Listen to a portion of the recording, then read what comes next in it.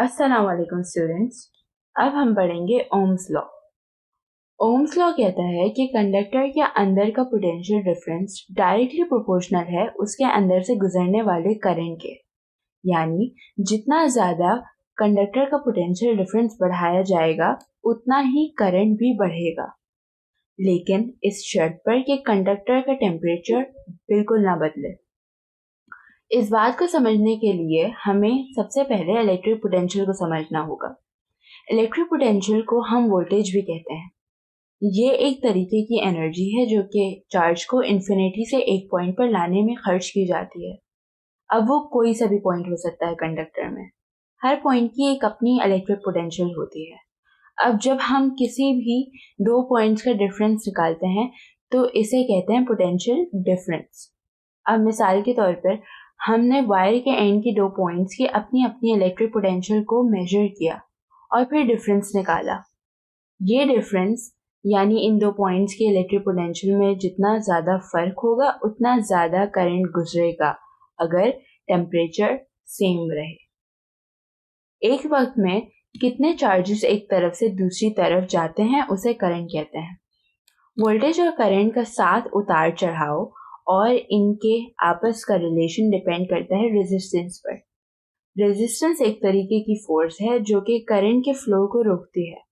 Resistance depend करती है conductor के नेचर पर कि वो कितना करंट को रोक सकता है, उसकी डायमेंशंस पर यानी लंबाई और चौड़ाई, और फिजिकल स्टेट यानी कंडक्टर सॉलिड है या लिक्विड है या गैस है। अगर ओम्स लॉ को ग्राफ पर प्लॉट किया जाए तो एक सीधी लकीर बनती है इस तरीके से। जैसे जैसे हम वोल्टेज यानी पोटेंशियल डिफरेंस को y एक्सिस पर बढ़ाते जाते हैं वैसे ही x एक्सिस पर करंट भी बढ़ रहा होता है। जो डिवाइसेस इस लॉ की पैरवी करती हैं उन्हें कहते हैं ओमिक डिवाइसेस, जैसे कि निक्रोम वायर्स।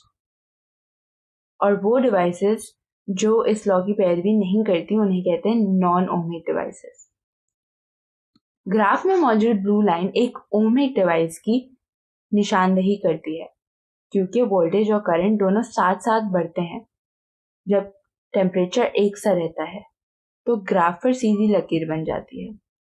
जैसा कि मैंने बताया कि non ohmic devices Ohm's law की पैरवी नहीं करती, यानी वोल्टेज और करंट कुछ वक्त तक साथ साथ बढ़ते हैं मगर फिर पोटेंशियल डिफरेंस बढ़ाने पर भी करंट नहीं बढ़ता, या फिर जितना पोटेंशियल डिफरेंस बढ़ाया जाता है उससे कई ज़्यादा करंट बढ़ जाता है, जैसे कि फिलामेंट लैम्प। फिलामेंट लैम्प वो पीले रंग वाले बल्ब को कहते हैं। आपने भी कभी नोट किया होगा कि जब वो ज़्यादा देर तक जलाया जाता है तो बहुत ज़्यादा गर्म हो जाता है। फिलामेंट लैम्प के टेम्परेचर बढ़ाने की वजह से इसकी रेजिस्टेंस भी काफ़ी बढ़ जाती है क्योंकि हीट एनर्जी की वजह से वायर के अंदर एक गुजरने वाले चार्जेस की एनर्जी बढ़ जाती है और एक भगदड़ मच जाती है। ये चार्जेस आपस में टकराने लगते हैं और फिर करंट स्लो हो जाता है। पोटेंशियल डिफरेंस बढ़ाने पर भी करंट नहीं बढ़ता।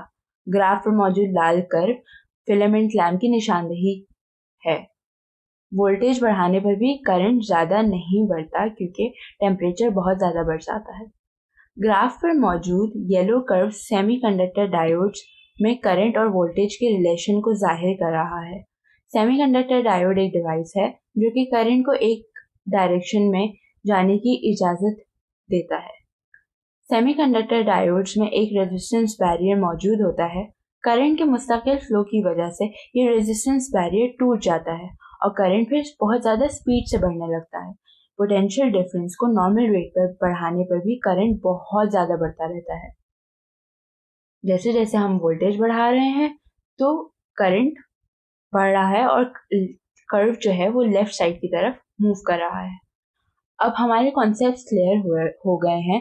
इनको और ज़्यादा क्लेरिफाई करने के लिए हम एक क्वेश्चन सॉल्व कर सकते हैं। यहाँ पर पूछा गया है कि ओम्स लॉ किन दो चीज़ों को आपस में रिलेट करता है, यानी किन दो चीज़ों के बारे में बात कर रहा है। तो ओम्स लॉ, जैसे कि मैंने बताया कि ओम्स लॉ उतार चढ़ाव है वोल्टेज और करंट का। जैसे जैसे वोल्टेज बढ़ता जाएगा वैसे वैसे कंडक्टर में करंट बढ़ता जाएगा। इसका आंसर होगा वोल्टेज और करंट। Thank you.